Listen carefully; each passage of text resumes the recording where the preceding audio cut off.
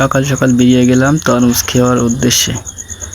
তো first time ঘেরে এসেই দেখি আগে পেঁপে গাছে অনেকগুলো পেঁপে ধরছে। তারপরে দেখলাম উস্তে গাছ, অনেক সুন্দর উস্তে গাছ হয়েছে। দেখেন বন্ধুরা কেমন হয়েছে কমেন্ট করে জানাবেন। আর তরমুজগুলো এখনও বড় হয়ে পারেনি, প্রায় 2.5 মাসের মতো বয়স হয়েছে। লাল তরমুজ ও হলুদ তরমুজ, 2 ধরনের তরমুজ লাগানো হয়েছে। তো দেখেন উস্তেগুলোর সাইজ কিন্তু উস্তেগুলো গাছের সাইজ কিন্তু অনেক সুন্দর। আর এই পেঁপে গাছটা দেখেন, পেঁপে গাছটা অনেকগুলো পেঁপে ধরছে। হলো 2.5 মাস বয়স এই তরমুজ গাছের। পেঁপে পাকে গেছে, অবশ্যই খাওয়ার মতো হয়েছে। লাস্টে আমি দেখাচ্ছি কীরকম হয়েছে 2.5 মাসে।